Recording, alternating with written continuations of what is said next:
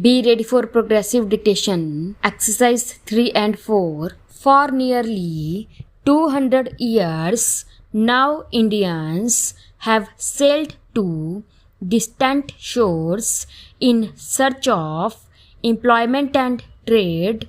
Many the forefathers of some of you settled where they worked. The conditions in the early days of migration were neither easy nor happy, but they worked hard and diligently. Some of them displayed their inherent entrepreneurship and established themselves in businesses.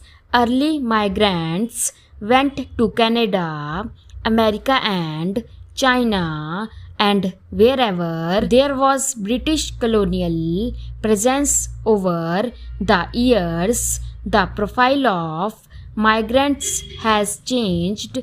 We still provide skilled labor to the Gulf states and to other areas in the Middle East, but now a more important segment comprises of professionals, teachers, scientists, computer engineers and programmers, doctors, managers, bankers, and even gurus who are being acclaimed in areas of top management and creative thought. Similarly, in trade and industry, many businessmen of Indian origin have developed entrepreneurial skills which their host countries are finding valuable to their economies. We recognize and applaud these luminaries on their success. I am particularly happy that some of those who have distinguished themselves in this regard are in our midst today. In the last 50 years, Indians have developed certain competitive advantages, include a large technical and scientific manpower base, fairly well developed infrastructure, a large network of banks, a well established capital market, and a good educational system. India has always had a substantial private sector active in all areas of the economy. A vibrant part of Indian initiative is manifested in the small-scale sector. This comprises thousands of small industrial units scattered around the country. The Indian corporate sector is large and diversified, with a mix of ownership in public, private, and cooperative sectors, and small, medium, and large-sized enterprises. Our legal system is fair and just, and we have the advantage of being a part of the English-speaking world.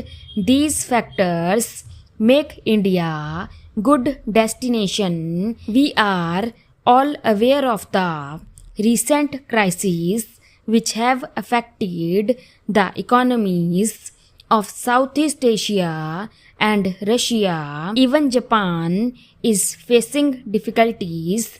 At the same time, we may note the fact that our country remained by and large unaffected by these economic disturbances. This speaks well of the resilience our economy has developed over the years. Despite being part of the globalization process, our fundamentals remained strong and helped us to stay on course and prevented any major macroeconomic imbalances. More significantly, a sum of about 12 billion US dollars has come in each of the last 2 fiscal years as direct remittance from Indians abroad. I need hardly emphasize how useful a role these resources have been playing in our economic development efforts in the last 7 to 8 months since my government took office. We have taken several initiatives aimed at revitalizing economic growth, promoting strong infrastructure development and bring about an information technology revolution within the country. Several of these measures are already under implementation. In certain other cases, legislative bills will need to receive parliamentary approval next month. The direction, however, is clear. Economic reforms are here to stay, and if anything, the process is being accelerated. We all appreciate the crucial importance of infrastructure in our development process. Towards this end, we have taken a number of decisions. One plan outlay for the power sector has been significantly stepped up this year. To scope of automatic approval for foreign direct investment in power has been liberalized by placing foreign equity participation up to 100% on the atomic approval route, provided the foreign equity in any such project does not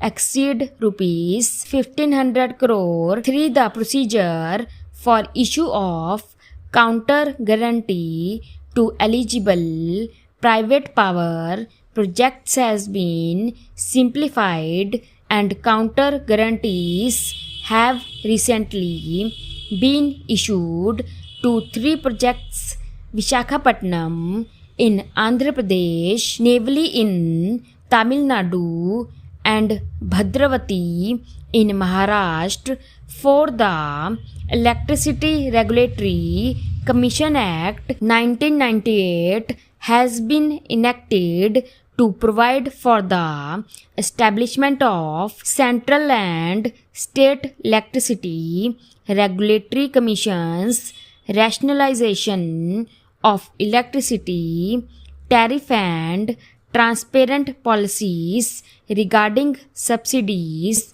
The Central Commission has begun functioning. The process of setting up state-level commissions in various states.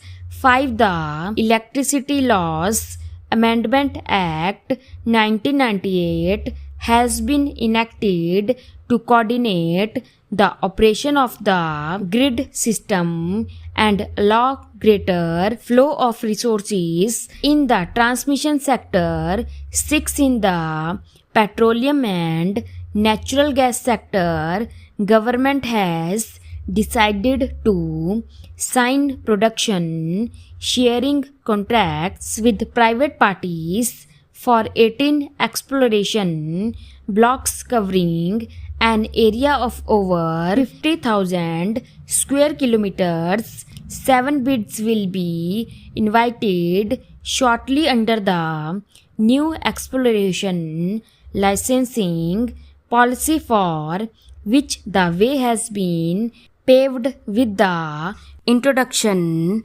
of a liberalized loyalty regime. 8. The government will offer blocks to private and national oil companies for the exploration and exploitation of coal, which is in abundance in India.